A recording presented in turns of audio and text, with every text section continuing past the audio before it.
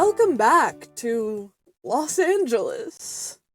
Just kidding. We're in your local movie theater parking lot. I'm Mara. And I'm Gio. And we are fresh out the film. Yes, we are. Just got out. It's a very hot day over here in the movie theater parking lot. And It's so hot, it's actually ridiculous. Like, I would not want to be outside for more than 5 minutes. No. So it was the perfect day, I think, to go into a theater and just chill out in the AC for a little while. Honestly, too much AC at points. I wore short sleeves. That's why I brought this mistake. jacket. Yes. Do you see this jacket I'm wearing right now? I always do the same thing. And it honestly comes from our mom, who would say that when, like, going to dinner or whatever. Yep. Like, what if it's cold This is inside? Mom's jacket, actually. Really? Look at that. Wow. I didn't even mean it that way, but it works. But yeah, that is in my head because she always tells us to take a jacket places. Smart. Yeah, absolutely. Theater today, it was strange because it was a pretty empty theater, but in our row, there were 2 people, 1 person, and us, and we were all on one side of, like, the row. Yeah. Like, I thought about we could have, like, spread down the row, but we didn't. We want to stay in the middle, you know? It was pretty interesting, actually. I really fucked with this girl's vibe next to me, because she brought a full meal. And I'm like, dude, this is so genius. She's just going to the movie. She was by herself. She just goes to the movies by herself, brings dinner, watches this movie, and just, like, has dinner in a nice time. That sounds like a great fucking experience. Yeah, bro. I'm not gonna lie. Like, right when I realized this girl is just going to the movies alone and, like, having looks like a pro there, I'm like, I need to go get her number or something, dude. Oh my goodness. This is the problem about me and you going to the theater. Yeah. Because everybody thinks we're a couple, I believe. It is an issue. That's the rough part about not looking like your sibling. I don't think we look that similar whatsoever. I don't think so either. So people assume we're dating, which is rough. We need hats that say brother and sister on them, and then just, wear those to the theater. I think that'd be pretty nice. Because, I think if I would have tried to get her number, it would have been an awkward moment with her having to do a quick little... I wanted her number. She was so hot, and she smelled so good. Really? She smelled amazing. Like, I literally wanted to ask her what perfume she was wearing. Maybe we'll see her again. She's coming to see solo movies, Whoever you are. And, I'm in love with you. Please give me your number. Yeah, we're going to compete for you, so that's... Oh, it's hilarious. But yeah, I wanted to say real fast, coming into this movie, I was not excited. I'm not going to lie. Mainly because we missed what I think are 2 movies that I am so sad to miss. Normally, there would be no such thing as missing movies in the theater in my life. Or in the future, there will not be. But right now, I'm living very frugally, and I can't just go see all the movies I want. I got to see the one for the pod. And we missed, unfortunately, The Naked Gun, which I really wanted to see with Liam Neeson. And, I will watch when it comes out in streaming for sure. And we missed Weapons, which is, I'm forgetting her name. It's the girl who played Silver Surfer, though, in Fantastic Four. But she's also from Ozark, and she is a lead in this horror movie. And it looks awesome. It's getting raving reviews. So I was like, fuck, man. I know I'm literally walking past those 2 movies practically to go in and see Freakier Friday. Well, you just revealed it. What the fuck? Oh, shit. Okay, I just want to let all of our listeners know, okay? Any big horror movies coming out, anything that's, like, really scary or suspenseful, we will not be seeing in the theater because of me. I can't see that shit in the theater. I, just in the past, 2 years, have been able to do horror movies. Still haven't achieved doing those in the theater. Maybe one day we'll get there. For now, you'll have to wait to the end of the year. If it's a really good movie, we'll cover it with our end of the year special. Yeah, we won't miss it. We just won't. We won't see it in theaters, and it's because of me. Sorry, missed out on Sinners because of that. Oops. And I'll try, guys. I will try. I'll bring out my greatest pitches for all of these movies because there'll be certain, like the Hereditaries and things we've never been into. But if there is another Sinners, I'm gonna do my best to pitch it. But even if it doesn't work, we know. We'll get back to it. We'll get back to it. Don't worry. Yeah. We will cover Sinners at some point. By the way, it will happen for sure. We have to. But Did you watch it? You watched it. I haven't yet. No, you haven't? No. Oh my god. So I still haven't talked to you about my... Ugh. Yeah. Yeah, Sinners episode in the barrel. It's gonna happen, I promise. Deep in the barrel. Yes. But just so you know, that is why our movie today was Freakier Friday, the sequel to Freaky Friday, directed by Nisha Gantra. Sorry if I mispronounced that, Queen. Love you. Starring Jamie Lee Curtis, Lindsay Lohan, Julia Butters, and Sophia Hammonds. Mm. Do you know the budget of this movie? For whatever reason, I thought you were going to say, do you know the Butters? As in Julia Butters. No, I do not know the budget for this movie. I am gonna guess. I'm gonna go around 40 million. Amazing guess. Yeah. 42 million. Yeah. Dude, I'm starting to get good at this, right? What is this? Episode 18, I believe. I'm starting to understand how much movies cost by playing this game. When I saw it, though, it, like, shocked me because we recently watched an independent film, and I've been looking at budgets for movies, like, with the video that you just did, like, at independent film budgets. Yeah. So looking at 42 million, I was like, holy shit. I was like, okay, wait, that's not that high. Yep. For this, like, huge fucking Disney sequel movie. Like, that makes sense. But, like, my instinct reaction to seeing that was, what the fuck? Yeah, you start getting too lost in indie films, that's gonna feel like a scary budget right there. It's true. And how is it doing so far? It made $28 million in opening weekend. God damn. Yeah, now stands at about 50 million worldwide. That's really good. Yeah. Honestly, I mean, I thought this one would kind of get lost in the mix a little bit. You know, obviously we're still playing on nostalgia to get people in the theater, which has been a large trend. But I thought this was going to be one just that was missed by a lot of people, just because end of summer and there are a couple good movies surrounding it, like I already said. So that's cool. Yeah. Maybe the theaters are back. It might just be this podcast, actually, bringing the theaters back. It's literally us. It has to be. There's no other explanation. No.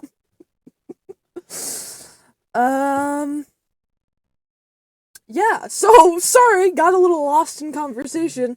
Letterboxd, this film has a 3.4 out of 5, just a 7 straight out of 10 on IMDb, and 73% for the critic score on Rotten Tomatoes. Okay.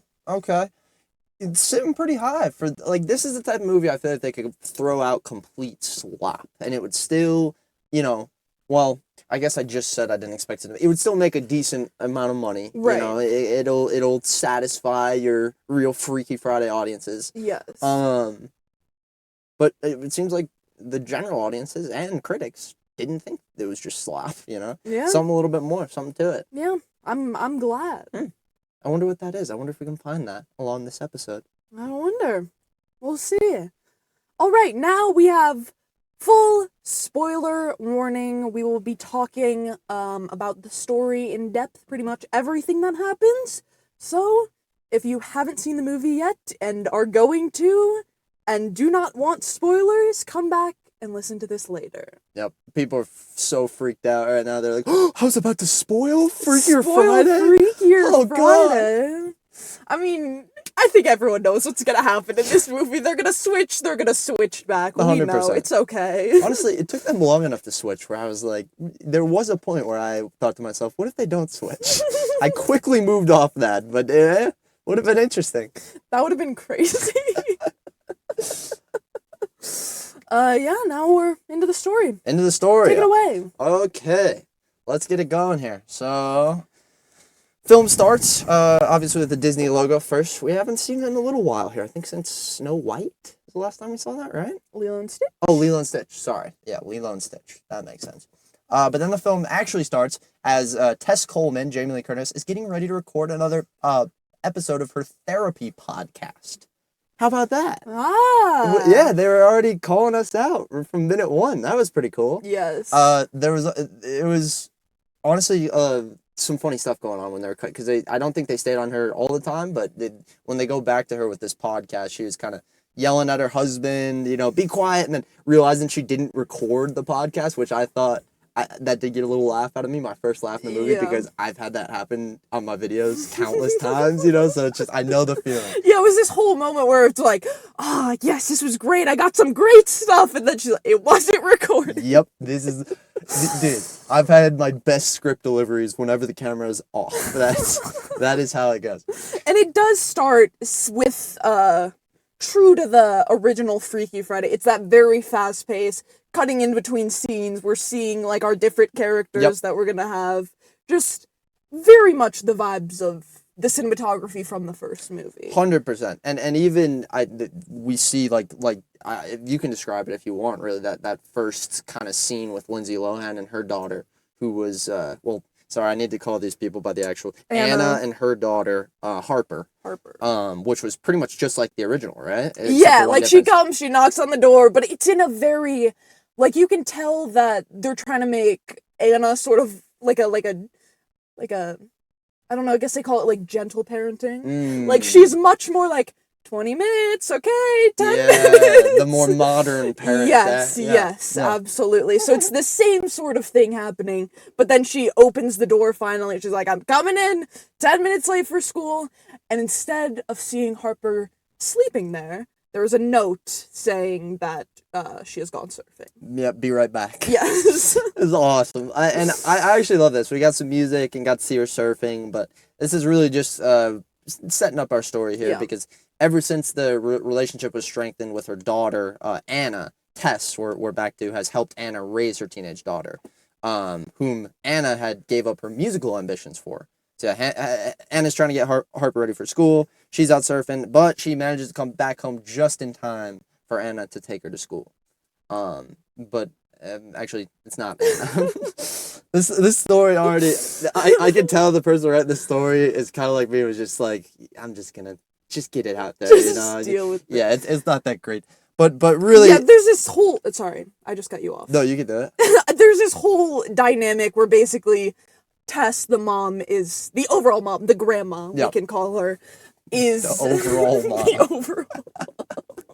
The grandma is what I meant. Tess and Anna seem to kind of have this relationship where Tess wants to do a lot, but Anna's not necessarily on board with it. Right. And that's kind of what we're seeing as Anna tells Tess that she can take Harper to school, don't worry about it, and then Tess pulls up and takes Harper to school. Yep, it's she's already overstepping boundaries a little bit. Right. I thought we were gonna get a lot more into their drama, because it looked like they didn't quite figure everything out from Freaky Friday, you know, because of that kind of dynamic going on. But we don't really come back to that much afterwards, you know. Her overparenting doesn't become a very big moment in the film ever again. Yeah, it's a little bit brushed off later, but that's probably to show their maturity. They're like, oh, this happened, we can figure out. But we'll talk about that when we get there. But at school, Harper's annoyed by a new snobby British girl named Lily.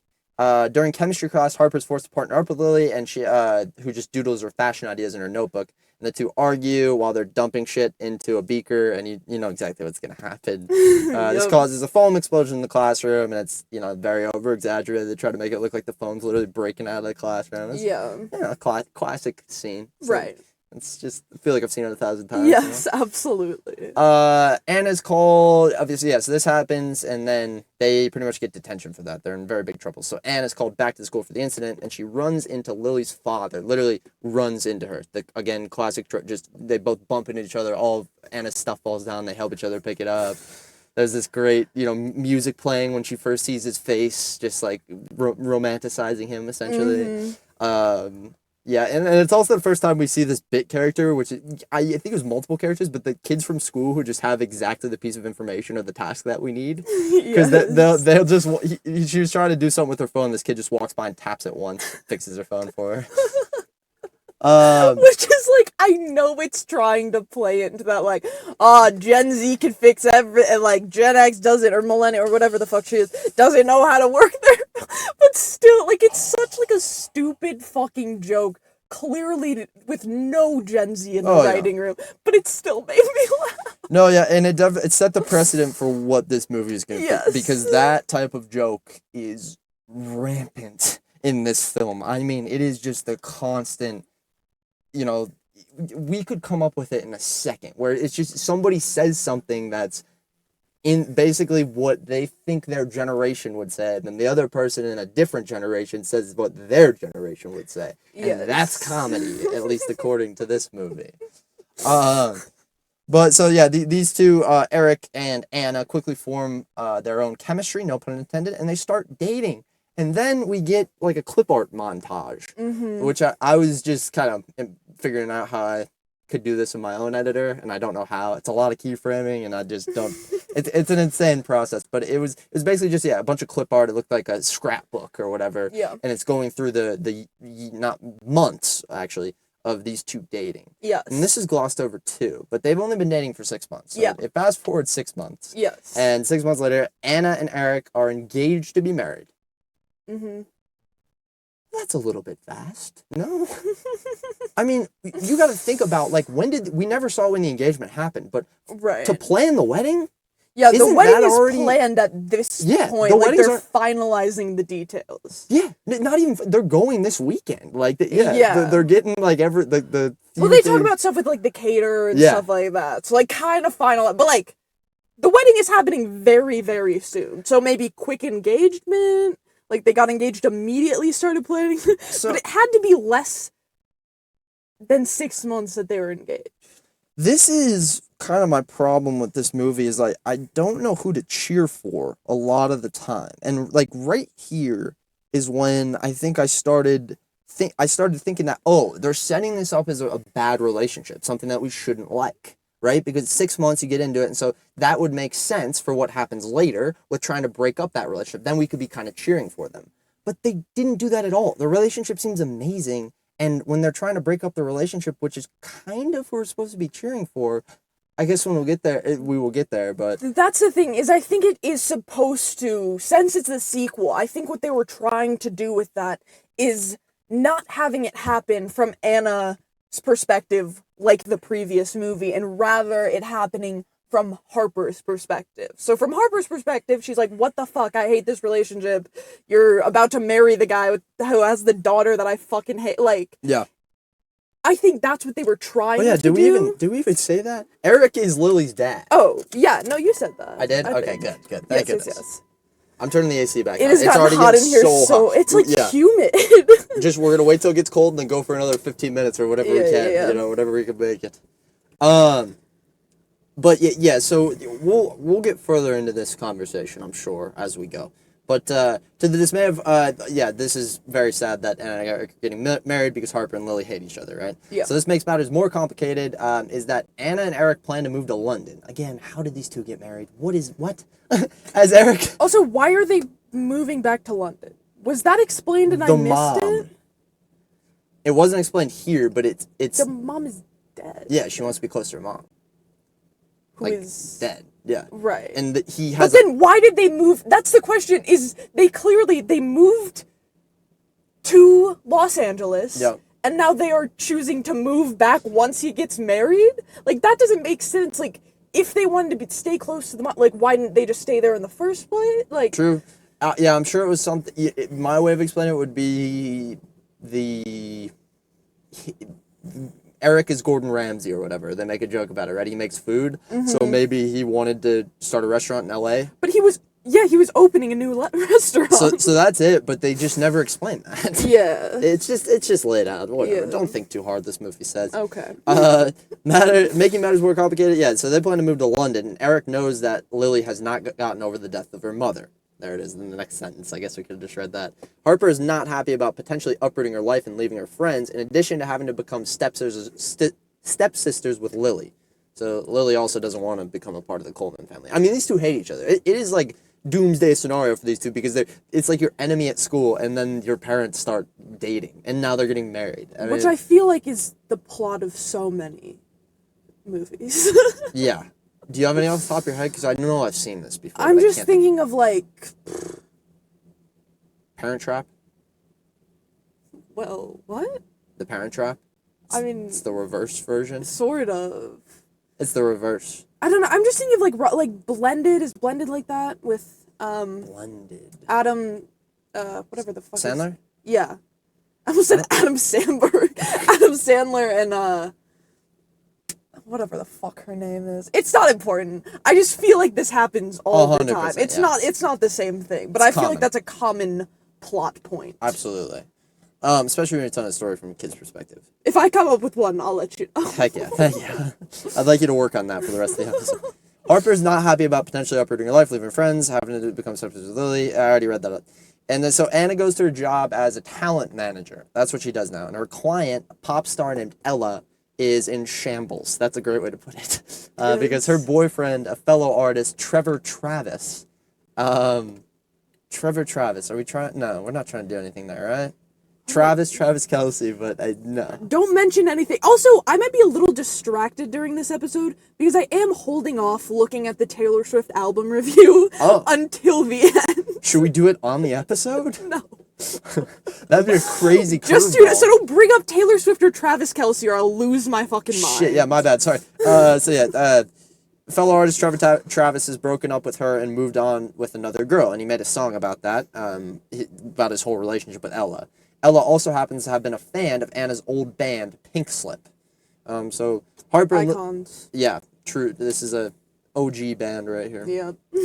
Harper and Lily are participating in a bake sale now, which we made some cookies for. There's a lot of jokes that we're going to miss here, but like, we're not here to talk out all the jokes. If we remember some good ones, we'll bring them up. Yes. I will say there were only about 2 jokes that got me more than a, exhale out my nose. There were many that got me, and I said this to Gio after the movie, but so many of the jokes made me laugh because I looked over at him and he just like had his head down and was like shaking his head in disappointment, and it was so funny to me. Like, I was anticipating that because when I heard the joke that I knew you would fucking hate, I just looked over and he looked so disappointed. Yeah, no, I some jokes caught me off guard on this. I liked when they, kind of leaned more into the just, like, I don't even know, gross stuff. I don't know. Like, I really like the scene of, man, I don't know anybody's name. Graham's. Tess. I like the scene of Tess grabbing all the old people essentials. I thought that was hilarious. Yes. Yeah, so Harper and Lily are participating in a bake sale. Harper hides Lily's organic dessert options, promoting Lily to throw out Harper's cookies, which was a no-no. What are you doing? Okay, I get that one girl is not putting your little cookies up front, but to dump her cookies in the trash? Come on, Lily. Yeah. Come on. Yeah, so What the fuck? Harper responds to this by smearing Lily's dessert on her clothes. And Lily puts a cupcake in Harper's face. So this, of course, starts a... The reason I didn't say anything there is because a mime comes on and first mouths the word. It's so stupid and unneeded. It's just like, why? Why is there a mime there at the school bake sale? But they wanted to do the whole, the shot from the top where the kid looks up and goes, "Food fight!" And they do it with the mime first, and then nothing happens, and then the next kid comes in who can actually speak and says "food fight." Honestly, if they would have leaned into that, just like absurdity a little bit more, just have some randomness there, I think I would have liked it. I would have liked it a bit more. She responds, this is engaging in a food fight now, and it's a good food fight. It's the class. Everybody loves a food fight. Of course. This might even be my favorite scene. Who knows? Fun. It's going to be hard for me to figure that out, but this was good, So it ends when someone throws a key lime pie on the face of Principal Waldman. She gives all the Lily does that to be. Oh, Lily does. Sorry. Yeah. Lily's going for Harper and turns and goes right into the principal. Lily's definitely less likable than Harper. Yeah. Like, even though Harper's a dick to Lily, and a lot of times the being a dick is just like literally just alienating our UK audiences. It's just making fun of her accent and shit. She has this weird joke about the Revolutionary War. Yeah. It's like the Revolutionary War never happened. While she's sitting next to Lily. So fun. And I'm sorry. Sorry to any of our UK listeners. But Americans hating the British will always be funny to me. It's great. It's so hilarious. It's so great. I mean, I think, yeah, it's relatable, obviously, for us, and it'll never go. And they hate us back, so it's fun. It's like a two-sided thing. It's so funny. But I will say something about Lily not being very likable, being kind of an unlikable character. I always have this problem with teen shows, teen movies, whatever it is where there's teens in it, is the issue is teenagers in general, and don't be offended, I'm saying this as a teenager, are not likable. Like, on a base level, when you are making a teen character, you're like, why are they being a bitch to their mom? Why are they making these? Why are they doing this? Even though everyone did the same exact shit when they were a teenager. So it's hard to make likable teenage characters when teenagers are just, like, trying to figure themselves out and have so many, like, emotions and hormones going around that they're just, like, they're assholes a lot of the time. And that's okay. But it's hard to make a likable teenage character. Like, it's so difficult. Unless the whole point is making him or her likable. Right. Like, I'm thinking about Heath Ledger in 51st Day, 10 Things I Hate About You. The whole idea of that character is to just take somebody who does not feel like a high schooler, and that's why we love him so much. So I think that's the only reason he doesn't feel like a teenager. If you're making a true teenage character, you're not really gonna like them. Yeah. It's the angsty teen or the person who shouldn't be in high school. Nothing in between. Yes. No, I laughed when you initially said that, but then I tried to think. No, it sounds crazy, I know, but it's true. I watch so many teen shows, so many, like, dumb things, and usually the only redeeming quality is if they have a really good comedy. Because then you could sort of be like, fuck this. Yeah. It actually, a perfect example, the girl who plays Ella in this, she's in a show called Never Have I Ever. Oh, okay. She makes terrible decisions, okay, the entire time, but she is fucking hilarious. So you kind of have to love her. Because it's like, she is too funny for this shit, so I am kind of rooting for her, even though she's consistently doing bad things. Yeah. So I think that's the only way to kind of make you like a character, but you don't really like them, you just like the comedy. And Lily was not funny either. No. So she didn't have that, that's the issue. one like, quality. Harper had a little bit of, like, jokes. 100%. Like, very funny. Lily was very serious. I mean, the dynamic between the two girls, they were both kind of funny, but... but the girls get chewed out at home by Anna about this food fight once she finds out about the incident. And then later, everyone goes to Anna's bachelorette party that night. I missed a scene that I did want to talk about real quick fast because I actually really liked it. It was with the principal initially, right when Eric and Anna meet. I was going to mention that, yeah. Yeah, right when Eric and Anna meet, they kind of sit down, they're talking out, like, what their daughters did, essentially. It might even be now, like, because they have No, it was when they met. It was when they met? Yeah, okay, so before the flash forward in time. Okay. Oh, yeah, of course. Yeah. But yeah, it was a funny conversation because it just, like, the principal lady was kind of just, like, butting into their romance a little bit. Yeah, she's making a reservation for them. Yeah. It's hilarious. It was cool. Lots of very good bit characters in this, I must say. 100%. Well, for the most part. There's one in particular that's amazing. Very underrated fella. It's a redhead. Bring him up later. Yes. Everyone later goes to Anna's bachelorette party that night. Yeah, you're inviting your kids to your bachelorette party? Is that a thing? I guess. Is that not like a bachelor party?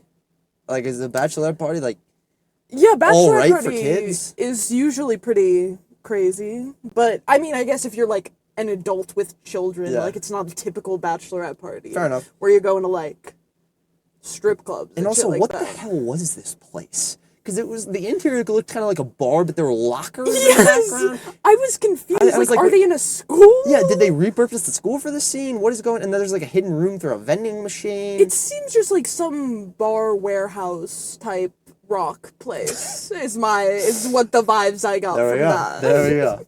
Nothing clear. But among the guests are Anna's former bandmates, and as well as Pepe, and her mother, who are from the original, right? Those were the two ladies working at the Chinese restaurant.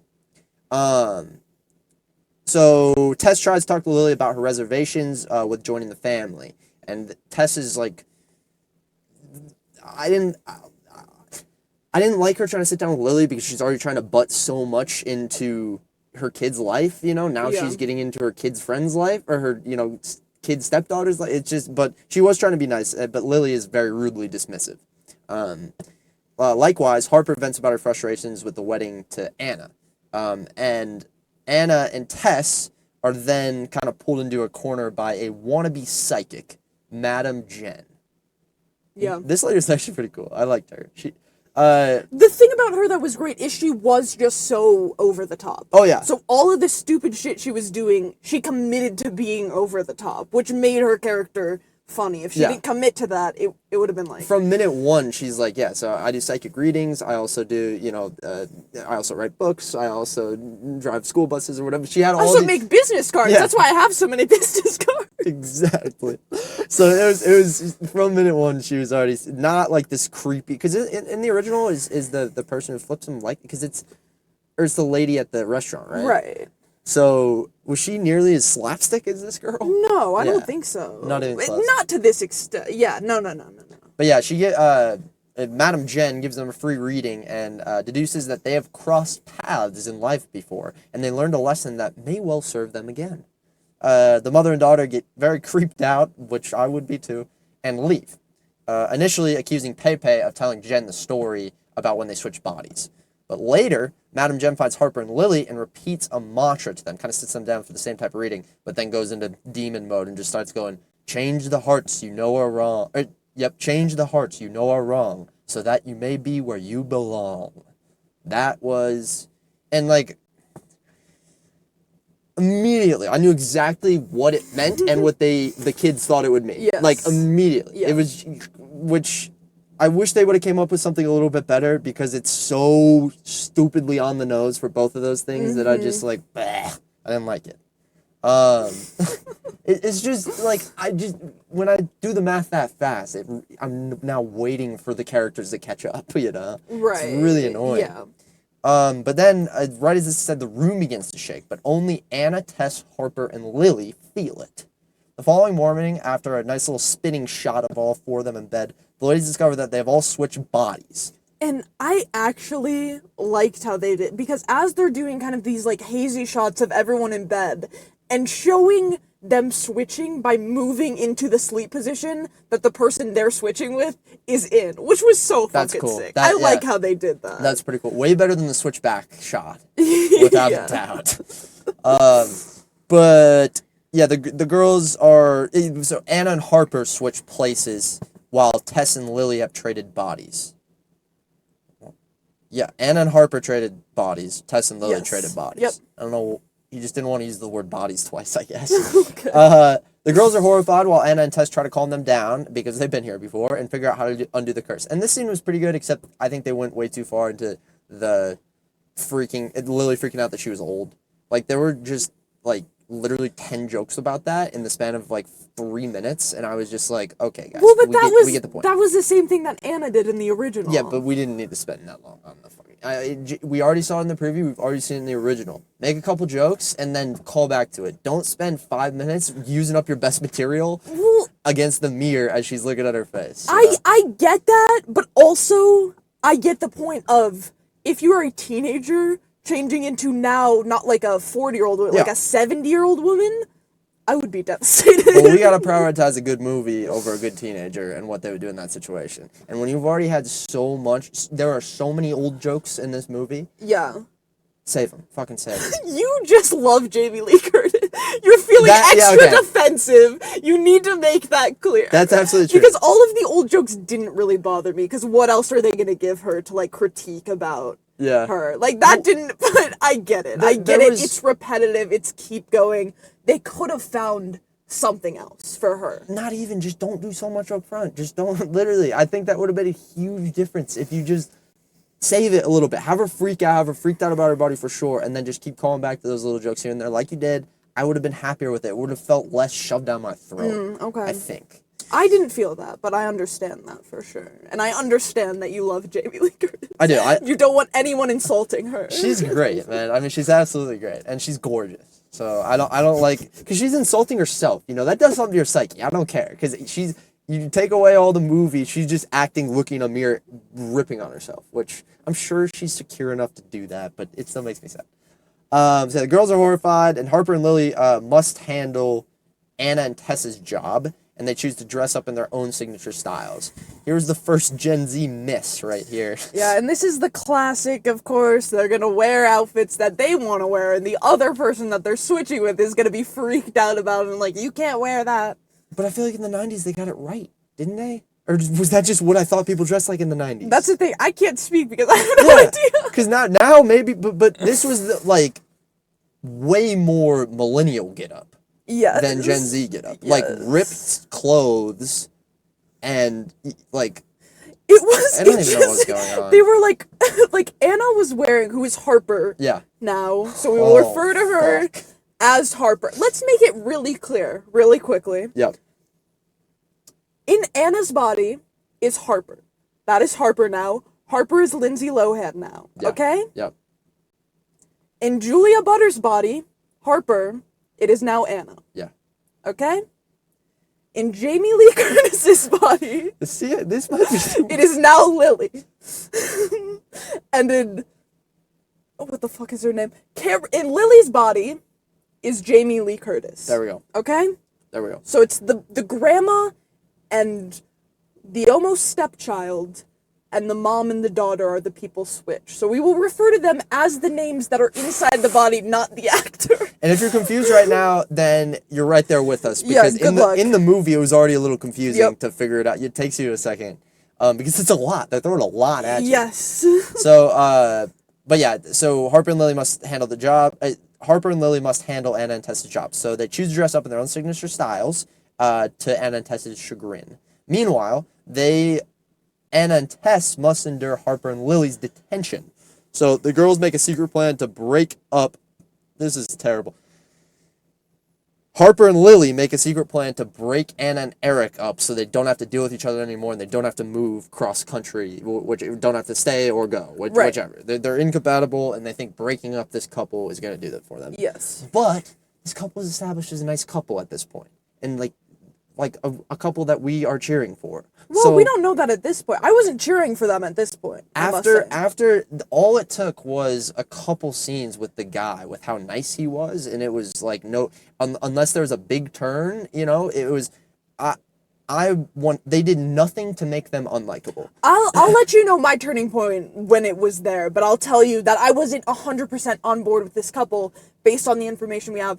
6 months. I'm on the kid's side. I'm not on the kid's side of breaking up the marriage. I know it's gonna happen in the end, but for the movie's sake, I'm not totally on board with the couple. I will say that, but I'll let you know when. I guess that's where this movie wants you to be, in the middle on that. Yeah. Really. And I must tell you guys, I was kind of taking off my movie brain for this movie just to be able to enjoy it a little more. So I wasn't really thinking about it critically as I do with other movies. Right. Well. Fuck, we might be very opposite. Yes, that's why I'm saying this now, so it's clear. Yeah, I don't think that this couple is established as a bad relationship whatsoever. So I was not cheering for these girls to get the breakup, and once I knew it was going here, I was kind of just like, well, this should be interesting. Because I didn't know who I was gonna be able to cheer for. But sorry, I lost my space, so I'm just trying to fill time right now. Oh, you're fine. Switch bodies. Okay, so girls make secret plan to break Anna and Eric up. That's the plan. Lily goes to a photo shoot with Ryan, since Tess was scheduled to have author photos taken for her upcoming book. So Lily uses some kind of lip balm, but Tess's face has an allergic reaction to it. Lip plumper. Lip plumper. This guy didn't know. Yeah. Lip plumper. I also don't think there was an allergic reaction. I think it was just the lip plumper. Yeah, no, you're right. Because there's a joke made about the allergic reaction. Yes. It makes her lips puff up like a fish. Right. But she then joins Ryan in pickleball in a match, and it's kind of skipping around here, but I'm fine with this. It joins him in pickleball against a match with two aggressive players. Despite Lily's nervousness while playing, she succeeds by pulling a Jar Jar Binks, essentially. Yeah. But just being an idiot and bumbling around. Just holding the paddle in front of her face and, like, somehow it keeps hitting it. And, like, look, obviously, that wouldn't work, but we're not here to... It's funny. This is a comedy. She, like, gets down on the ground at one point and is trying to, like, scoot away, and it's still just going off of her. It was pretty funny. I mean, Jamie Lee Curtis with, like, that... She's so good at physical humor. She is. She really... And she will consistently be throughout this film. 100%. But yeah, they win the match, though, and this was the championship. Big moment. So she's very happy. Anna and Tess find that the student's detention advisor is none other than Elton Bates, Anna's former teacher, who tormented her because he was bitter that Tess rejected him when they were students. When she was a student. Yeah. Yes, and it is funny. There's, like, this line, like, you still work here? Yeah. And this character is actually great. I mean, Oh, I love that just the actor. teacher I that's don't know what done. his name is, but he's in everything. He's fucking Stephen hilarious. Tobolowsky. Oh, Stephen Tobolowsky. he does great in every role. He's typically like a teacher, that type of thing, and he's so good. He's great. It's just like, I feel like every role like that stems from, just in my mind, it stems from Bueller. Yes. That's it. So yeah, Anna and Tess try to utilize a rebellious attitude towards Bates, but honestly, rebellious but logical more than anything. You know, what adults would do to get out of detention. Right. You know, yeah, the prison system is not working very well, and this is very close to the prison system or whatever. Yeah, although I am an adult, I can't make up that good of an excuse. But it only gets them and everyone else in trouble, and they have to do laps around the track and clean under the bleachers, making the students hate Harper and Lily even more. Which, yeah, the students just kind of turned on Lily at some point, because all of a sudden... Well, yeah, because Lily's the one saying everything, so she's getting them more work. But she was so loved at the beginning, and all she does is try and get them out of detention. And then they have to run laps and pick up trash under the bleachers instead of sitting there and read. Yeah, but dude, if... I would be pissed at her, too. I almost just said I wouldn't have liked her in the first place. If the most popular girl in our high school tries to get us out of detention, it doesn't matter what happens. Yeah, if it goes badly, people are gonna hate them. Are you kidding me?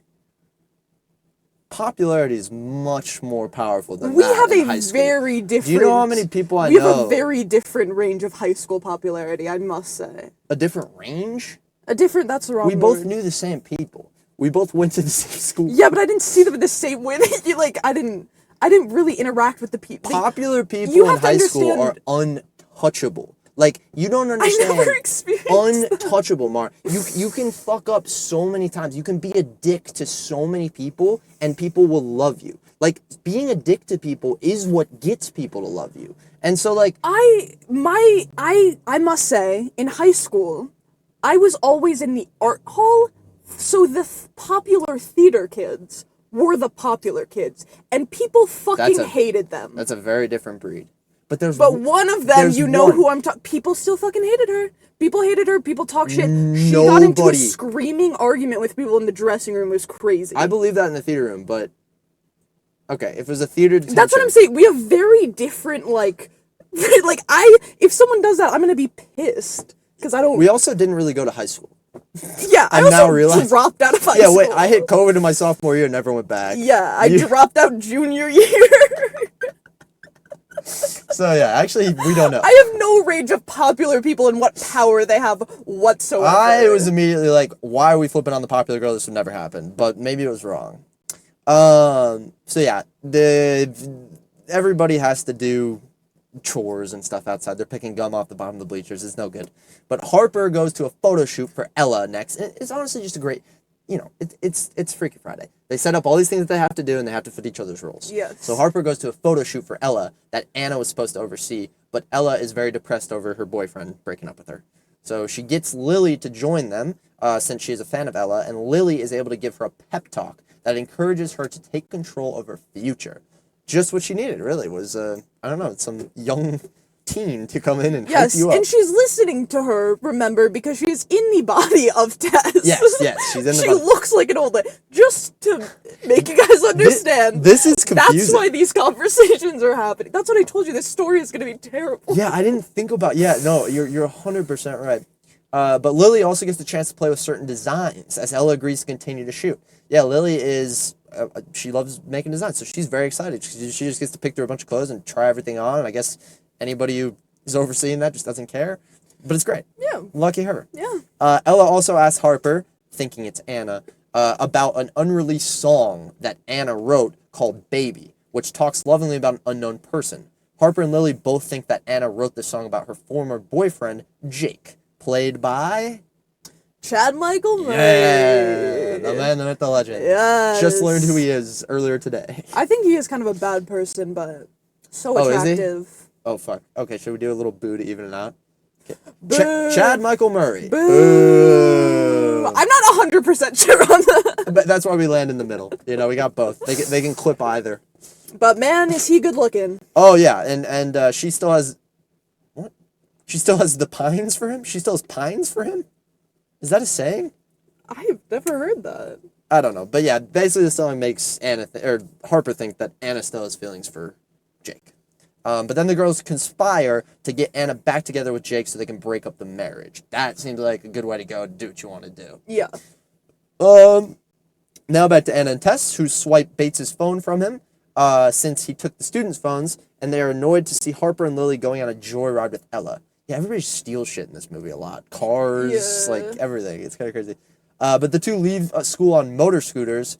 Stupid joke there. I was just like, they wrote jokes that just didn't really make sense, but were like, yeah, this will be funny, just back to back. Because it was like, they are about to leave school and they look over at two motorcycles. And they're both like, are you thinking what I'm thinking? And then it cuts and they're on scooters. But the scooters were nowhere in the shot. That's what I was wondering. Like, did I miss the scooters? Were the scooters behind it? Because I was just looking, like, literally that next shot came and I was like, were they in the background of that? If they were... That would be great. Well, if they were and you and I missed it, then they still fucked it up. Yes, but that would have been funny if they were, like, out in the distance that we saw. Yeah. Okay, maybe on a rewatch. We'll pick that up. Fucking, I will never watch this movie again in my entire life. If I watch like the first one, I'm gonna do a double feature. I'll probably need to do a video on Freakier Friday one day and bring in the sequel. But they take a moment to enjoy teenagers again and go on a junk food binge, which is really fun to watch. And then they go to Starbucks. And, so much product placement in this movie. Yeah. Starbucks and Walgreens got some big features. There was also when they were cleaning under the bleachers, I don't know if this was like product placement, but like in the middle there was just an empty Erewhon cup that you could see said Erewhon on it. And I was like, 100%. What? If it's not product placement, they're getting sued. So yeah, no. Or wait, you could sue, but really it's kind of free promotion, so you probably wouldn't. It was strange to see an Erewhon when that's such like an LA rich place. Yeah. Like, why are we putting that in Freaky Friday along with Starbucks and Walgreens? That's true. It's not the company that, well. But yeah, they go to Starbucks and find Madam Jen, who works there, and they ask to undo the spell. She repeats the same mantra that she told Harper and Lily, and, just kind of sets them off on their task. There's this funny thing, and it did really make me laugh, even though it's so stupid, where the, what's her name, the fortune teller? Madam Jen. Madam Jen is like, I already told you guys, what are you talking? And they're like, we switched, that's not us, you didn't tell us, we switched, and she's like, oh. Yeah. She was funny. It really got me. And that scene, like, at the very end, you don't know she's working at Starbucks the whole time. You think she's just there, and she's like, no, I can't help you out anymore. I have to go back on my shift. But I can help you with a macchiato, like, she just starts saying a bunch of coffee, but not knowing what the coffee is at some point. It was really funny. I mean, and it was so crazy to me that on that table, I don't know if you saw it, that they're in the Starbucks and on the table are 3 cake pops just like fanned out. Oh my god. I'm like, this is so funny. The product placement is insane. We're in a Starbucks. We really need the cake pops on the table. Are you fucking kidding me? Bro, I've never seen those on the second that's in your hand, that's in your stomach, bro. Yes. Those aren't getting sat down on the table. No. You're not getting 3 of them because that's like $25 right there. There's a whole bunch of things. But yeah, so Harper and Lily go into Jake's record shop while dressed in sexy clothing. This is the second Gen Z absolute miss. What was this clothing? Nobody dresses like this. See, I kind of understood because already Lily had she dresses like very old money, sort of. Like, not like a regular teenager. But that's not what they're trying to do. I could kind of get it behind with putting Jamie Lee Curtis in the outfit she was, but with Anna, like, what, like, 15-year-old would be like, yes, to impress someone, I'm wearing a fucking ball gown. Ball gown, yeah, red dress and weird red sunglasses. And, like, some weird, like, necklace with just, like, a huge black rose right in the middle. Like, no one would choose that. And Lily's supposed to be, like, the stylish girl. She's supposed to know how to dress. Like, why not dress them up in a way that, genuinely, if you just go talk to a few people, you can tell they didn't have anybody from Gen Z in the writer's room. You can tell this whole movie. Yeah. And it's people like us, it's not going to hit us the same, you know? But he gives Harper some old records that Anna was going to sign and donate, and Harper attempts to awkwardly flirt and seduct. She has a bunch of techniques courtesy of Lily, because Lily's just in the background as Jamie Lee Curtis, and putting different records in front of her face to hide. It's so fucking funny. She's putting up all of these different... At one point, Toxic starts Yeah. playing, and she has the Toxic album cover right in front of her face, which, as we know, is Britney Spears. Yep. It's fucking hilarious. Now, It really got me. I wanted to ask. Oh, also, it got the person, like 2 people over from us. Somebody was cracking up. They Yes. couldn't handle it during that scene. They're It cracking was up. too good. That whole record shop scene was just Did that amazing. remind you of Taylor's album cover though? That's what, because that's right when It I did. first saw it, I was like, oh no. It did. Yeah. And I hate that you brought it up Dang again. it. That's my bad. But he gives Harper some old records, and the flirting's going on, and Lily then admits to Harper that she doesn't have experience with boys, as she previously said she did. And then Jake kind of sees Lily as Tess and is clearly still infatuated with Tess. Harper then remembers. It is. I'm sorry. I have to mention a few more moments in Yeah. this because it was just one of my This was favorite a really good scenes. scene. Yeah. So while Harper is flirting with, what the fuck is his name? Jake. Jake is flirting with Jake. She's basically being told what to do by Lily, as we said. And she's just doing all of this ridiculous stuff, like whipping her hair around. Like, Biting she her. tells him to bite her lip, and she bites her upper lip. And then it's so funny, because when she does that, Jake does the exact same thing back, like with a like he bites the top of his lip and looks like really confused. It's so hilarious. Like, all of this, it's just the most over the top thing ever. It's hilarious. And also, as they're at one point, Jake is like, oh, I've seen this, you're having like a seizure, a stroke or something like that. And she's like, oh, I'm gonna go to the bathroom. And Lily, with the album cover in front of her face, just walks away, still holding it. It really got me. It was fucking hilarious. That's interesting. That was one of Lily as Tess's tropes, is holding shit in front of her face. Yes. I don't know why. It wasn't referenced before. No, but it totally was. Hilarious. But yeah, so Lily doesn't have any experience with boys, and Jake is still much liking Tess. But then Harper remembers that Anna needs to go to an immigration meeting with Eric. So they borrow Jake's car to go there. So at this immigration meeting, Harper... I must say, sorry, really quick, as they're driving, and it might be now, it might be later, and I doubt it will be in the story, it's so annoying whenever they do these, like, swap movies, whatever they are, where people, like, switch characters with someone older. Yeah. Where it's, like, an old person flirting with a teenager. And why do we have to do that? Like, why? Like, why? Why? I hate it every time. Why do we have to do that? Like, I get it, but please, stop. It's weird. It's weird. Especially it's because so strange. we make such a point to avoid any type of that feeling with Eric and Anna. Mm-hmm. Because there's this whole thing about how Anna's like, how Harper as Anna is like, oh, we have this thing before the wedding where we can't touch or kiss or anything like that. Right. So that gets that out the window. But then we still go to this weird old lady flirting with a young kid. And why is that okay? The same thing happened in Freaky Friday. And it's the same thing with the dad the guy that she's marrying in that. Like, really? Anna does this same thing where it's like, oh, we can't kiss for X, Y, and Z reason. Like that's the same. It's so... You'd think it just pisses me off. You would think we aged out of that, honestly. In the year of 2025? Yeah. Are we serious? We're still doing that? It wasn't funny. No, it's never funny. No. It's never funny. It's creepy. Weird. Yeah. It's so weird. It's just creepy. So yeah, Harper at the immigration meeting. Actually, I want to talk about that car a little bit more. Number one, Jake pulled up on a bike and then just, I guess, had his car waiting there. I don't know. The bike was in front of the car. Oh, well, yeah, we just didn't notice it. But also, there was a shot when they were first driving that was taken straight out of Ferris Bueller. And Ferris Bueller might have taken it from something, but it's under the car as they're jumping over. It's the 2 guys who are driving around Cameron's dad's car. The iconic scene. Yeah, the exact shot, jumping over the camera and then showing their faces. It was awesome. I love that so much. So good. That made me happy. But Harper tries to put Eric off at this meeting and make him think that they aren't right for each other. But during the interview, Eric makes it clear that he knows enough about Anna and he does really care for her. Harper feels this 100%. The immigration officer, who's hilarious and heartbroken and singing and stuff. Every hilarious. Every like worker in this world is a bit character. It's great. Yeah. Yeah. They have to be, right? It's fun. Yeah. The immigration officer can see that Anna and Eric are right for each other and gives them an approval. Harper and Lily then go to the beach where they bond and admit they're starting to hate each other a little bit less. The girls go home very, very late as Anna and Tess are sitting around drinking what we thought was wine in their kid bodies, which was funny. And I caught onto it immediately because I saw the grape juice bottle on the table. I didn't even see the grape juice bottle. It was just in the corner of the frame. That's so funny. They do end up pulling out another grape juice bottle, make that more obvious. But the girls get home and are chewed out by Anna and Tess, but they realize that they have no authority while being over the girls while they're in those bodies. So just nothing really happens. Well, I guess a little argument between Harper and Anna, just getting mad at each other. But the next morning, Harper goes surfing in her mom's body and is joined by Eric.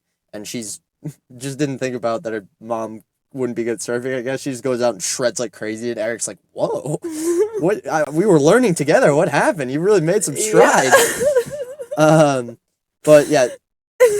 Eric, there's a conversation here. Sorry. Yeah, Eric tells her that he doesn't want to move back to London just because he misses his late wife, even if that's what Lily wanted.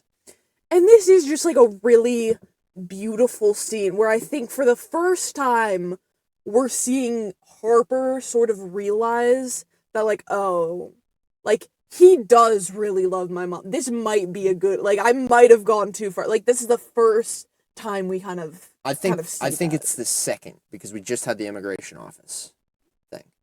Oh, yeah. Sorry. But it's the first big moment of, like, you can see... I was kind of grouping those together. Sorry. You see it on her face. Yes. And it's, like, flips the story. Absolutely. Yeah. Like, before it was like, oh, he just knows a lot about her. Yeah. Like, that's kind of surprising. And then it was really like, damn, this is a good guy. 100%. Yeah, seeing how much Eric cares for Anna causes Harper to reconsider her plans. So, but she doesn't discuss this with Lily, which I don't know how you're supposed to, so that's all right. Right.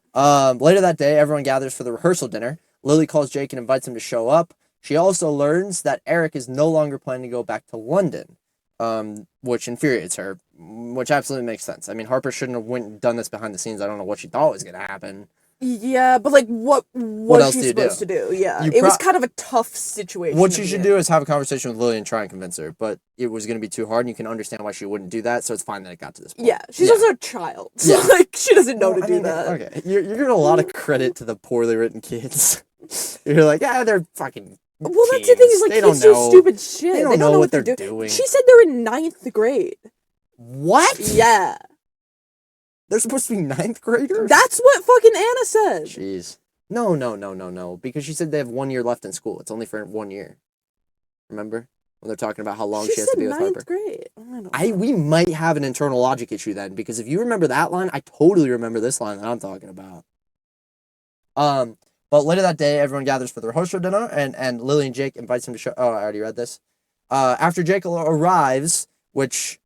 Yeah, I don't know why Jake would pull up, but I guess, might as well. Things get awkward. 14 years old. 14 years old. Wow. They fucked up a line. I'm telling you. They said, I don't know what Lindsay Lohan meant by this, because on the way to school initially, Harper's complaining about her lab partner, and this person, she was like, well, you only have to be with her for a year, or whatever it was. I guess it was for that lab class, maybe? Oh, yeah. Okay. I took that as, they're graduating next year. Which makes sense. I mean, yeah. So that was my fault. But yeah, basically things get very awkward. Lily starts kind of chewing out Harper in front of everybody, and you can see on Anna's, who is Harper's face, is freaking out. And then Eric basically decides right then and there in front of everybody, didn't want to have this conversation behind closed doors. He doesn't want to marry Anna anymore. Wait, we forgot our favorite character. You're right. It skipped along, but during this scene, kind of as they were, basically right as Lily was about to chew out I know Harper, he wouldn't be written into this story. No, he should have been, though. It's a damn shame. Yes. Right as Lily is chewing out Harper, she taps on her glass, and in walks a legend. Yes. Artie Smalls. from Liv and Maddie. Yes. And King. Can you figure out who he's played by? Because we actually need to give him some credit Absolutely. here. Artie pulls up, and I knew I recognized him, but I didn't think anything of it, and then I feel you looking at me. I clocked it immediately. And it was huge, because you said it was Artie, and we were just waiting for him to come back after that. And he just had a small bit part. Probably nobody listening knows Jimmy Bellinger. Jimmy Bellinger. The King. Man, the myth, the freaking legend. Ugh, but... Yeah, he says a couple little lines, couple jokes, just really makes us happy. He's such an amazing actor because his face is just always in it. It is so hilarious to me. His just commitment to the scene when he's in the background. And when I watched him in Liv and Maddie, he was completely that. When I watched him in this very small bit part, he was absolutely he's kind of that. the same character. He's like that over-exaggerated person who thinks he's serious. And because of that, he's really funny. Yes. And it's so good. Absolutely. But, Shout out Jimmy. So Eric decides that while he does want to marry Anna, he doesn't want to make a choice between her and Lily, so he calls off the wedding. Anna is heartbroken and very disappointed with Harper, and Anna kind of storms out because she's getting urgent texts from Ella as she's about to perform. Harper follows and tries to apologize. Tess then talks to Ryan, who sees Lily as Tess crying. He expresses to Tess and as Lily. Oh God. He expresses to Lily. Yeah, that he worries about Tess being alone if he talks to Ryan. Isn't his name Eric? Ryan, the Tess's husband. Oh, sorry, Tess's husband. Yes. I apologize. Yes. But worries about Tess being alone if Anna and Harper were to move to London. Yeah. Making Tess see how much he worries about her, essentially. Sorry. He's talking to Tess as... Wait. Who is he talking to? He's talking to Lily? No, he's talking to Tess as Lily. Yeah. Yes. Talking to Tess as Lily. That was confusing. I said it the wrong way before. I apologize. This is confusing in general, so it's alright. At this point, you know watching the movie, but if you don't... It's Jamie Lee Curtis. Jamie Lee Curtis. Lily is who she is at this point. So basically, Tess then walks over... Tess walks over to Lily and talks about how hard it was for Anna to accept her marriage to Ryan. To accept her marriage to Ryan. What is happening here? Basically, Tess walks over to Lily and gives her a really nice heart-to-heart. Yeah. And just kind of talks about how the love she has for her husband, right? Yeah. And where that comes from, I guess. I don't really remember what happened. That dialogue didn't impress me. Yeah, I don't know. Something happens, it kind of solves it. I don't know. Yeah, but she had to accept her marriage to Ryan, essentially, and they made it work, or whatever. That's what this says. Yeah. But Lily then runs in... she says this stuff about how her husband that had passed away before she married Ryan, that she knew that he would want that for her. Okay. And then, Lily responded, yeah, I think my mom would want that, too. That's, yeah. That's what happened. So sorry. Very important. Pivotal moment. But it was never... pivotal, but not very... It just didn't feel big still. I don't think it was made that big of a theme the whole movie. Yeah, because it was only implied that she didn't want her to marry him because of her mom. It was only, she was looking at her on her phone screen. There was only a few moments. I wonder if some stuff was cut. It's possible. Yeah, I watched the 3-hour director's cut of this film. But, so Lily runs after Eric in the street trying to apologize for not wanting the wedding to go through. And she does this really smartly as Tess, not revealing herself, which is hard. She sees that Eric does still want to marry Anna, but reiterates that Lily is the most important person to him, and he can't compromise her life to do that. Luckily, Tess as Lily is standing right there and comes out to give Eric her blessing. And the three head to the venue where Ella is performing. Yes. At this venue... Anna and Harper see that nothing is wrong with Ella and is very surprised because Ella decides to bring Anna on stage and perform her Pink Slip song, essentially. So she knew that she wanted to perform. And I thought I knew the moment that was coming. Yeah. Because I think we all did. Because this is the first one, yeah. Anna and Harper then talk about the song since Harper thought it was about Jake, and Anna clarifies the song is about Harper herself and how much Anna loves her, and I loved this. It was so sweet. Oh, what a cool turn. Yeah. I was like, oh, yay, go you, movie. Nicely done. Yeah. Nicely done. That was cool.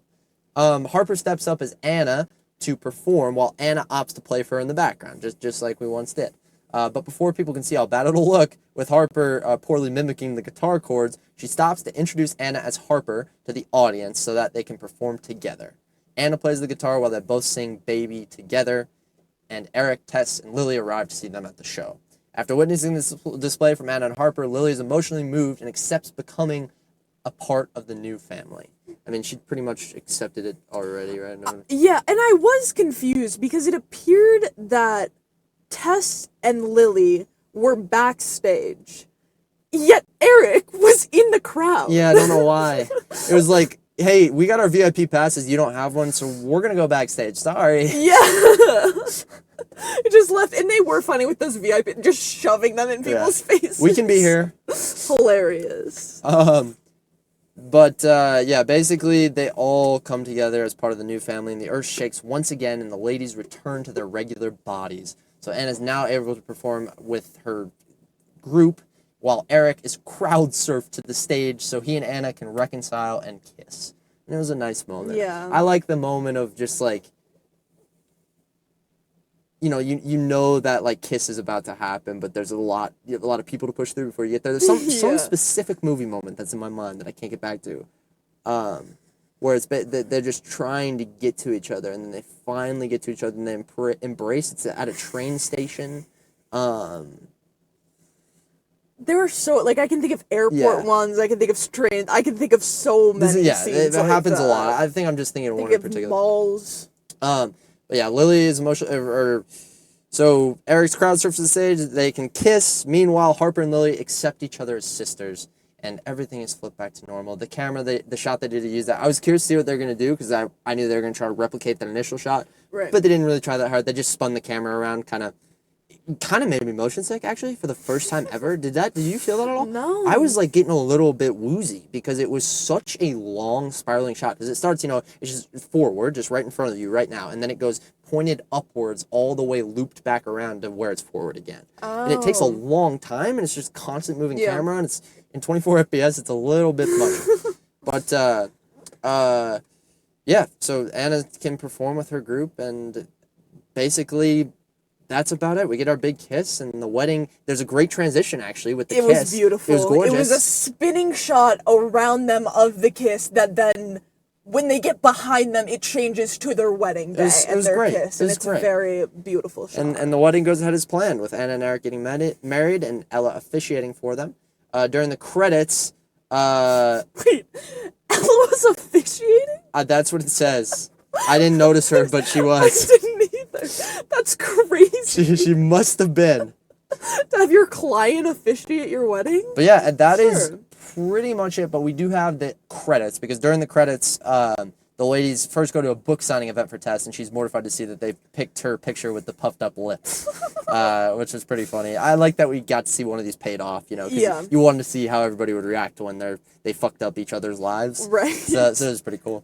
But yeah, she's mortified to see the photo, and this causes Harper and Lily to make a run for it, and this is followed by the greatest thing that all movies need to be back. Please bring back now. Is the blooper reel. The blooper reel. I'm so glad they brought it back for this movie. It was so good. There were so many laughs. It was my favorite part of the movie. Genuinely my favorite part of the movie. I'll call out, like, I think one of my favorite bloopers from it was Jamie Lee Curtis when she's, like, basically piling up on all of, like, the old person shit and fucking Walgreens, and she's grabbing it, and then you hear, like, the director of her say, okay, now grab the enema. And she just loses it. It was great. It's so funny. Yeah, Jamie Lee Curtis was the highlight in all those. Yeah. I feel like she and it also kind of let us get a window into how much of this was improv. You know, because there was certain lines that we would hear that was just, oh man, my thing just reloaded for no reason. Well, you don't need it. Oh yeah, I'm done. but that was it, and they all lived happily ever after. Yeah. Until Freakiest Friday. Until Freakiest Friday. Where they switch with 6 people now. That's going to be too freaky for me, man. Too freaky. Too freaky. All right. Moving right into character. Okay, this is a comedy, like a family comedy movie. Yep. Each character pretty much has their one trait, and that is it. Okay? Yeah. They have, like, one thing that they're into, like... Pretty much Lily's thing is just being British and popular. Yep. Like, that's pretty much it. Harper's thing is that she surfs. Yep. And is, like, kind of a dick to her mom. Anna is, like, the gentle parent, like, the more modern parenting. Mm-hmm. And then, Tess is just the grandparent who's a little... Over-involved? Yes, Yeah. over-involved, that's the word, completely. So, like, those are what we get from those characters and pretty much nothing else. Yeah. Like, they're not trying, and that's not, we don't necessarily need that. I They appreciate... give us the established characters, a little bit about them, and then it's just like, let us go with all of these scenes, all of this comedy, like, all this back and forth. I appreciate that they gave us kind of little tidbits, you know, like the clothes thing about Lily. They did enough to make the characters feel real, but they didn't have to lean into true, you know, like, depth for them to work in this movie because, like you said, it was a comedy. I think the dynamics were great, obviously, like, just getting to watch all those relationships come together and how they shifted and the overall arc of them was solid. I wish that we would have leaned more into Anna and Tess's struggles. I know that we already had a whole movie about that, but we started to set it up. That's my problem, is we set it up at the beginning. Not even started. We full set that up at the beginning with Tess overstepping her boundaries, and that never gets comeuppance. Yeah, it just happens when they initially switch, which I'm sorry I didn't mention because I said I was going to call it out. But when they originally switch, they just do this thing of like, okay, we did this before, and it's like, I understand that you're just trying to help me, like, I love, like, all of this, and it seems like that's just, like, the adult response to that, them as both mature adults were able to solve their shit, and then they realize it's not about their relationship. Right. That did not solve the part of the relationship that they had hinted at was wrong with them at all. That was a completely different thing. Well, no, that's what they were talking about her being too much. That's what those little lines were about. Wow. Really? Yeah. Because I remember her being like, I love and appreciate you and all this stuff. Yeah, like, I love and appreciate all that you do for me. And so that was it. That was the end of their frustrations with each other. Right, I think she said something else, but like sometimes it could be too, but like, whatever that is. So them faking their way to try to get switched back was enough for you to just... Well, no, I don't think it was faking. I think that's, like, you know when you're, like, in a back and forth with someone. In fact, they joke about it. I'm going to try to defend this so hard. I don't necessarily believe in it. I'm just going to make that clear, okay? I'm going to try to defend this really hard, though. Okay. What I'm seeing is, like, you know when you're in... whether it's like an argument with someone, like something that's bothering you about a person that's continuously bothering. Yeah. But you're always just back and forth. You're in a fast-paced environment and you're never really talking about the issues. So then you get a moment to just breathe and be like, okay, this isn't that bad. I'm glad that you're helping me. Like, that's almost what it felt like. Like, it wasn't, like, it was just these problems because they're spending so much time together. And so when they could have, like, a breath of fresh air, because now they're in these new bodies, they're not in their own fucking body, they can be like, okay, breathe, everything's okay, I appreciate you, you appreciate me, we're good. Yeah. Does that work? Yeah, I didn't get that feeling at all that that's what they're even talking about during that moment, and I also thought it was fake, because they both said, this doesn't feel like last time. Because it wasn't like last time. There wasn't nearly as much emotion. There wasn't the build-up. And I think you needed them to have some frustrations that wasn't just them indulging in kid stuff to make their story interesting. I know that you don't want to do the full-blown arc That's the with thing them is, again. I think what they were trying to do is not to lean into that, to try to bring in the new generation. We're focusing on them. I'm aware. But I understand completely that but we have this interesting character dynamic, and I would actually really want to know about this. Like, if you didn't want to do that, don't put the issue in to begin with. Yeah, like, they have a sound relationship, and then they're like, what the fuck? Yeah, don't have Tess show up. Don't have her overstep her boundaries. The movie doesn't change at all. It's just wasted time. Yeah. But, yeah, so, okay. At least they... Because I hope that was in some writer's mind. It was like, we need to fix this. Let's have this these lines hint at this. Yes. That makes me a little happier. But yeah, I think we're... Obviously, it's best character, worst character, right? Next. Yep. We both know best character is Artie. Besides that, then we'll have to come up with something. Oh, I know my best character, for you sure. Do? Do you want to go first? Well, this is hard. Can we do... This is gonna be in a different way than we normally do it, because the characters are played by different actors. Okay, you get to pick one in their body and one out of their body. How about that?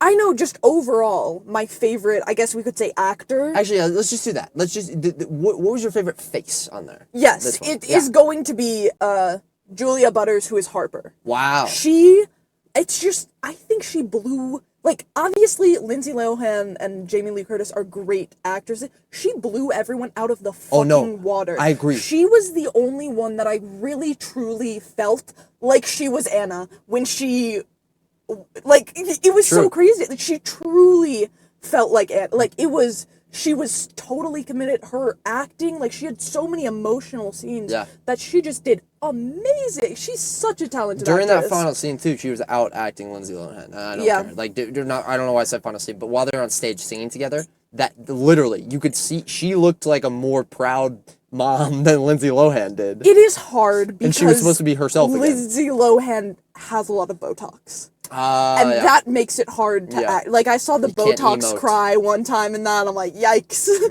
That's yeah. why they cut away from that shot so soon, probably. Which, love her, support. We love Lindsay Lohan and all of the work she has done on herself, because she seems great now. She was going through it in the past, but she seems great. And we support Botox and plastic surgery and all of that on this podcast. Do we? Okay, I'll speak for myself. I support a woman's right to do whatever she wants with her body.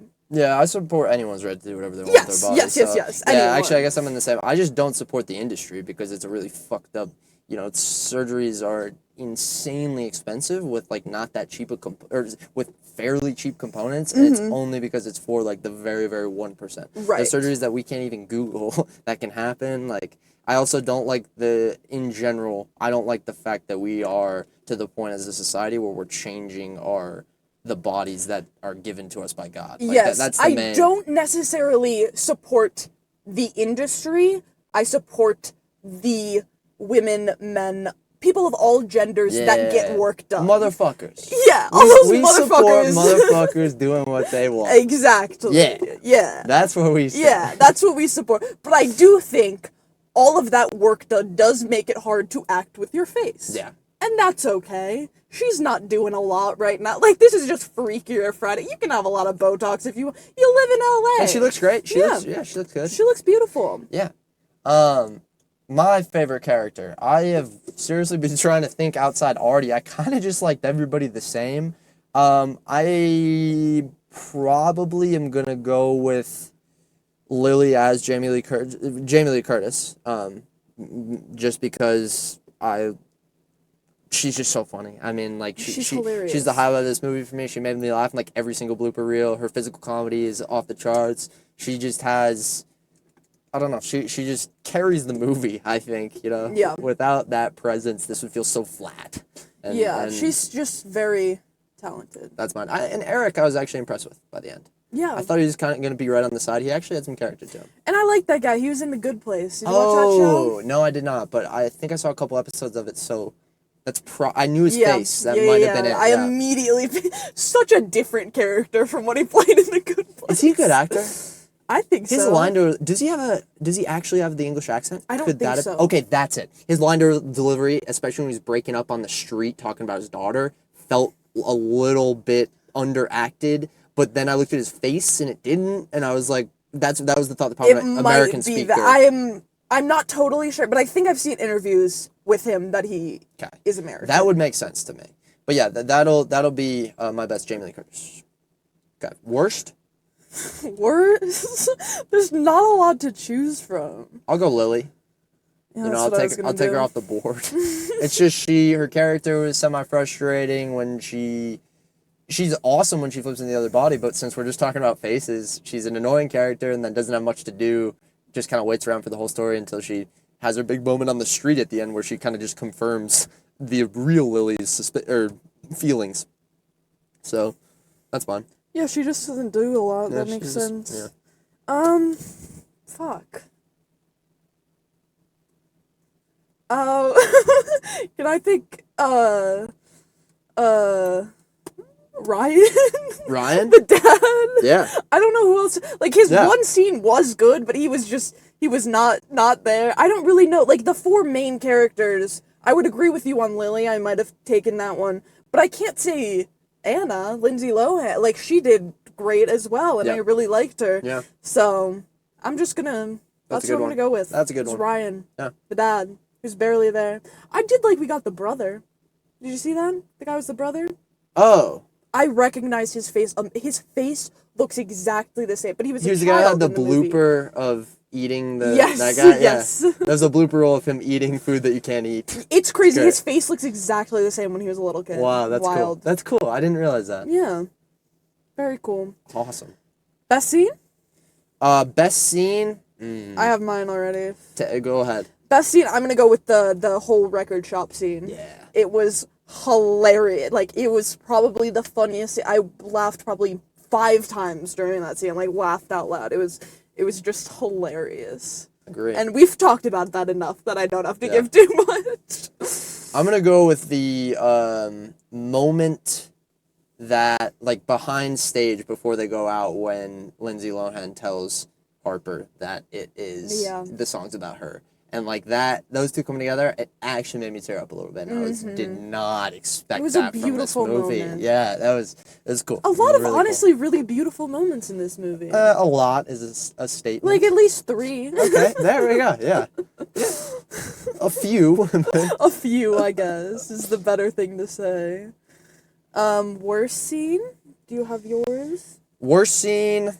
The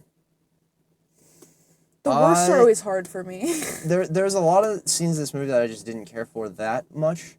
I'm probably just gonna go for the bachelorette scene. It's just I was weirded out about where we were, and then just the, like, Tess overstepping her boundaries and us trying to we're supposed to be cheering for her to talk to Lily. That felt a little weird. Yeah. Harper just kind of walking out after a not very mean comment that her mom made in a very obviously joking way. Yeah. The whole way they got brought into the psychic lady. It just felt really chaotic, I guess. And I feel like there's so many other scenes that I could pick just like that, but they were all just kind of scraped by enough for me.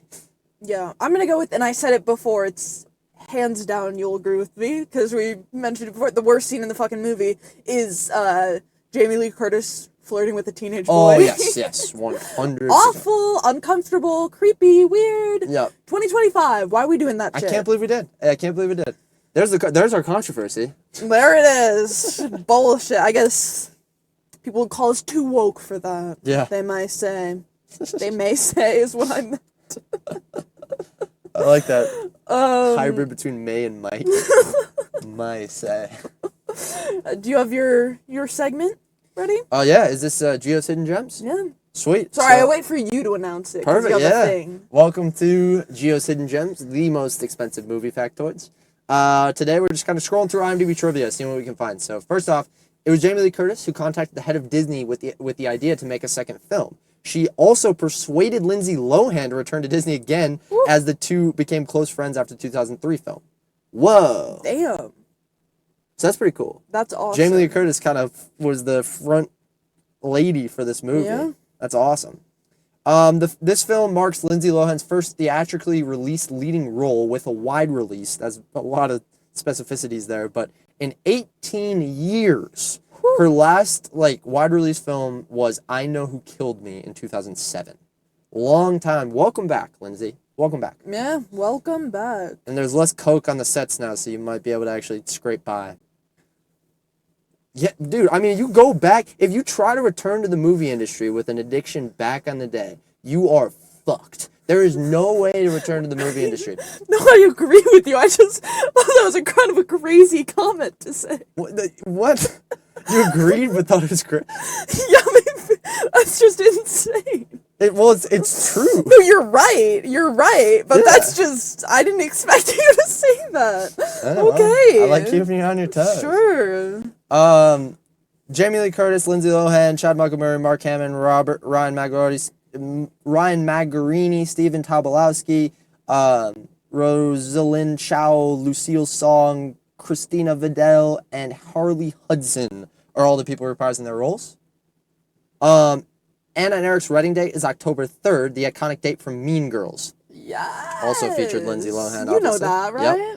Yep. I watched that movie with you and our cousins. You watched 10 minutes of them. Do you even know the scene they're referring to? No. Do you know? That's what I was asking. I know you know Mean Girl. Do you know where the October 3rd comes from? No. It's he On October 3rd. He asked me what day it is. What day is it? It's October 3rd. Okay. Yeah. It's the classic Mean Girls Day. Thank God we got you here. I had to educate you, of course. This film was released 22 years to the day after the other film. As it's released 22 years later after the original, major cast members Sophia Hammonds and Julia Butters were not born at the time the movie came out. Wow. Guess how old Sophia Hammonds is? I don't know which one she was. Do you? That is Lily. How old Lily was? I'm thinking she's like my age, like 18. She's 19. What about the other one? I have the same answer. She was born in 2009. So she's actually 16 or 17. Wow.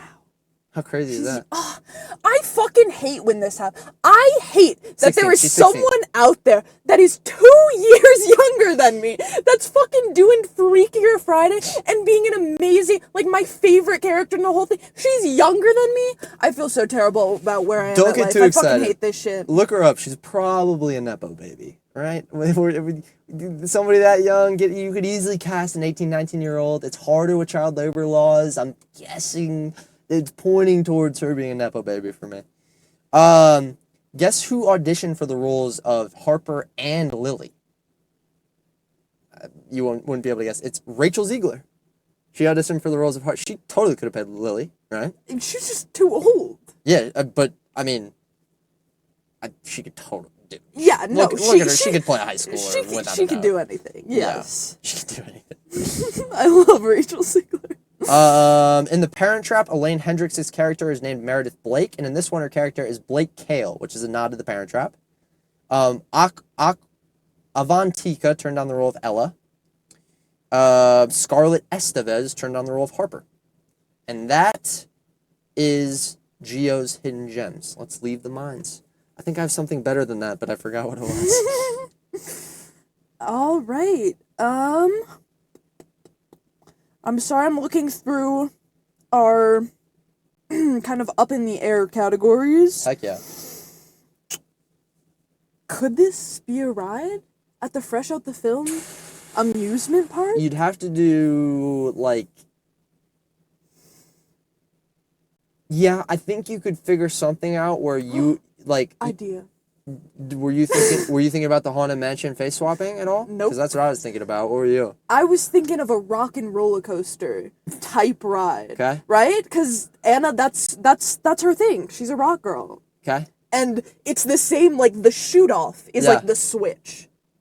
So, like, you're in there, and then you shoot off, and then you go through this, like, kind of crazy track, seeing all of these different things. But it's all, like, dark in there, and probably, like, the Pink Slip famous song is fucking playing. Yeah, and then you just keep going through those random events, and, like, every time you flip or whatever, you're on the different person. Yes. Yeah, that could work. And then I think at the very end, as you're getting off, you roll up, and it's the Haunted Mansion mirrors, except they've already switched your faces. So you look in the mirrors right as you're getting off, and you're each other. That's perfect. Bada bing, bada That's bang, bada boom. perfect. How we came with a ride for Freaky Friday? What? I can come with a ride for anything. Yeah, we definitely I swear to God. Two wasted Imagineers right here. Truly. High rest Disney. Do you have your critic reviews? Critic Reviews. I do have my critic reviews. We'll go with the bad ones first. First, we have Otis Henderson from the Boston Globe. By violating the genre's numeric rule, director Nisha Ganatra and writer Jordan Weiss proved that double the bodies does not equal double the fun. Everyone is so bland and one-dimensional, it's easy to forget who's who. I think he's got a good point at the end there. It takes you a while to figure out who's who. Yeah. I won't lie. It is a lot being thrown at you. They did all they could, and I got it by the end, but yeah, the state of confusion was unfortunate. Absolutely. We also have Stephen Romay from The Australian. The sequel, Freakier Friday, is freakier in the sense that the mind-body switch goes further, but it isn't funnier or even funny, full stop. Stephen didn't like the comedy. I thought it was funny. I think it definitely could have been funnier. I think that a PG-13 rating would have made it a lot funnier, right? It had to be PG, because they wouldn't say anything. They could have gone PG-13. I think they could have done a lot more with the jokes. But, yeah, that's what Steven thought. And then we have the positive ones. First from Adam Graham from Detroit News, a short one. It is glossy, family-friendly, wholesome entertainment presented with a high Disney sheen. Gives it a B-. Thank you, Adam.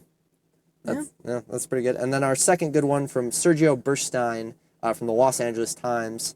I don't know why I like that. Los Angeles? Los Angeles. Los Angeles. It's kind of fun to say like that. If you like the first installment or have any sympathy for its actresses, you won't be able to have a bad time with Freakier Friday. Fresh score. Yeah. Yeah, I agree. Yeah. That's it for our critics' reviews. All right, now it's time. The time you've all been waiting for. Yeah. Our ratings. Our ratings. Woof. You can take it away first, G.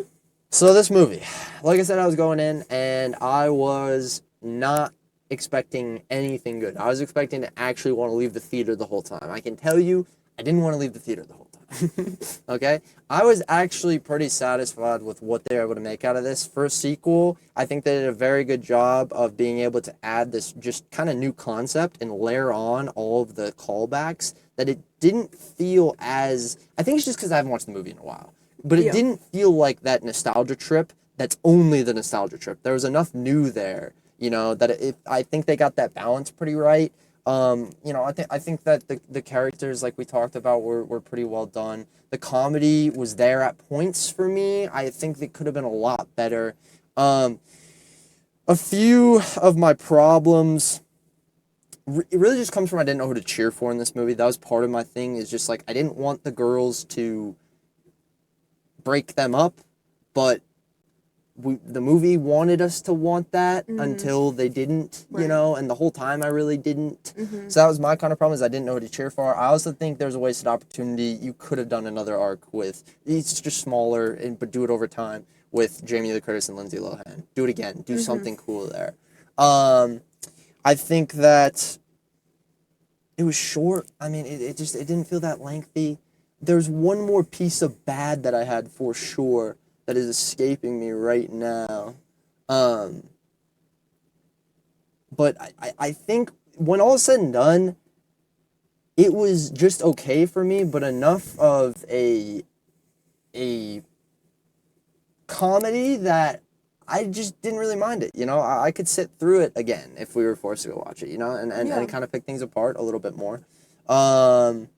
I think, dude, there's just this one more thing. If I think of it during your review, I'm gonna try and bring it up afterwards. Okay.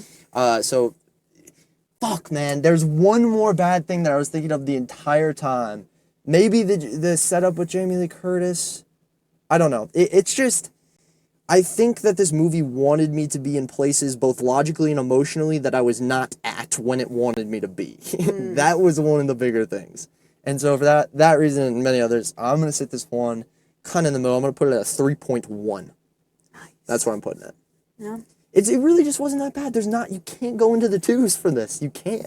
It's just, there's not enough shit there. That's me. So I rambled. I was really just trying to find that last thing. That's okay. For me, I really loved the original Freaky Friday. It was one of my favorite movies in middle school. I watched it all the time.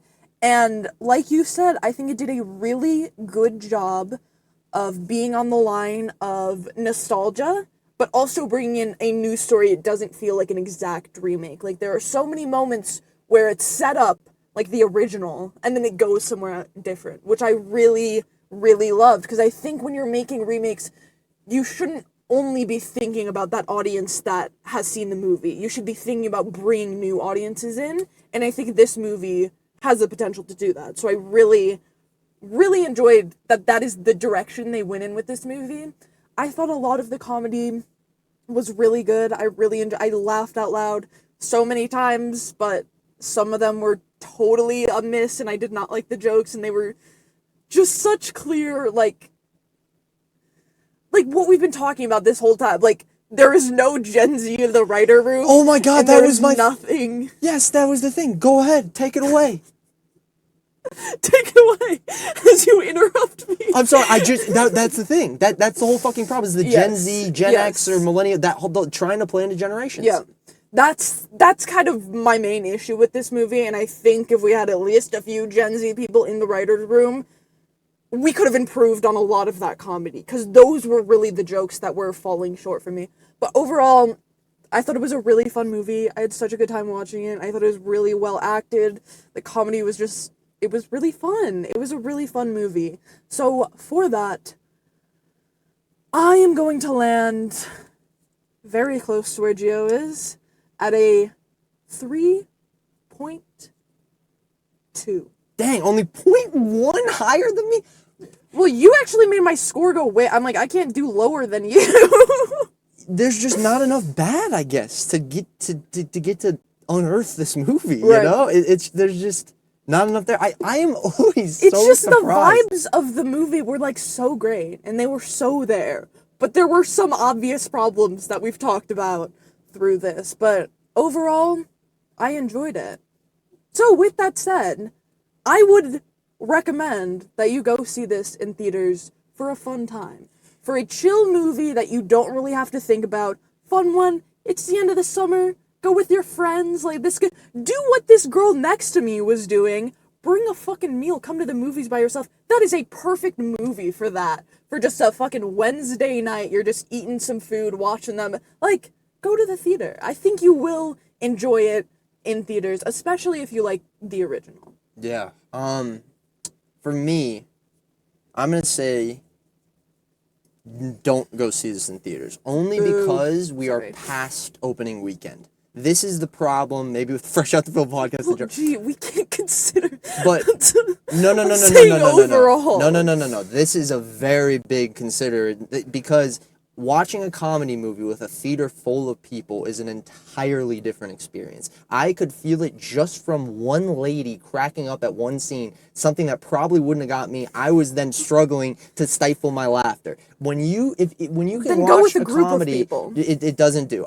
If you could go back and watch this with a full theater, then I would say do it. But there's just gonna be no different at home. To go spend your hard-earned money on this movie is going to be it's going to come out streaming fast. Oh It is not worth it to go see it in theaters. Absolutely not. I think it's a fun movie that you should. I promote seeing all movies in movie theaters because movie theaters are a dying industry, Well, fuck and this- we need to go. I'm just pulling out bullshit now.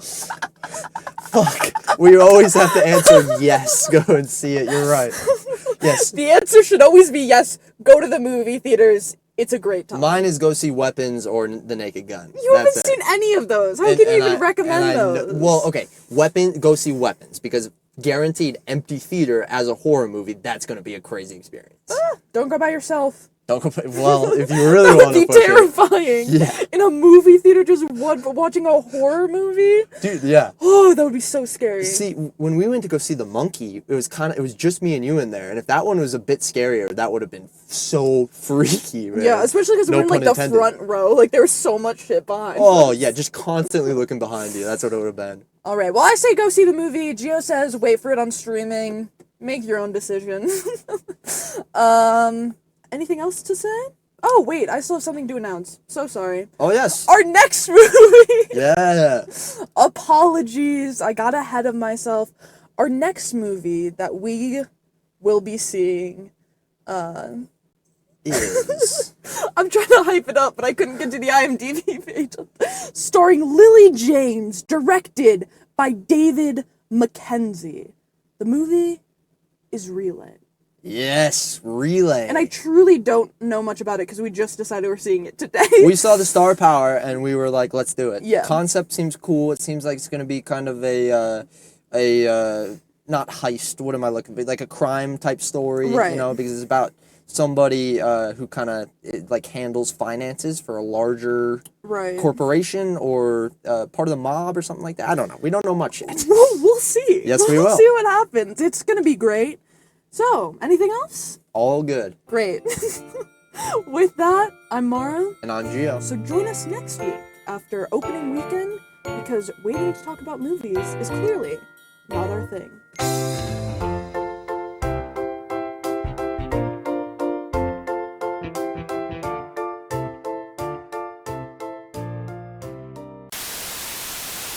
You talk about no difference between birthdays.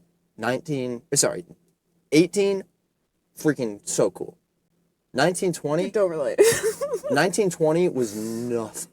Because you just don't get anything. You're just waiting for 21. Yeah. Everybody else has got fakes. Everyone's doing their thing. And Yeah. I just am waiting to get that real ID.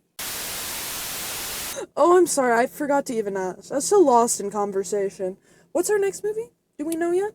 Oh, fuck. Or have we not decided on one? I don't think we've decided. Because we're gone. The schedule's over. Right. I'm pretty sure that. Let me double check that. Yeah, no, fucking c'est la fini. Fresh out the film somewhere. Truly, according to the schedule, it is over. For the majority of the time. The first Dark Knight movie. Yeah, he is. And the second. He's in the first, second. Oh, yeah. Yeah. Scarecrow. Dude, and he's so good as Scarecrow. He went for Scarecrow. Batman. He did? He's hot as Scarecrow, really? Unfortunately, yeah, he's a fucking psychopath. Actually, dude, I get so attractive. You gotta see him as Tommy Shelby, bro. I have a crush on Tommy Shelby, and I'm straight. Oh shit, I forgot about my stupid ass bit. Huh? You have a bit to put in here? No, my welcome back to. Los Angeles. Okay, good enough. It's lazy, but that's okay. Welcome back to the halfway point between Los Angeles and England. No, I'll just do Los Angeles. If you want to be clever, I gave you the clever, but that's fine. That isn't that clever, so I'm not gonna go. That is more clever than LA, which I also came up with. But. Well, LA is not clever. That's the thing. Exactly. I can do something not clever. I don't want to do something. Trying to be clever, but not. Yes.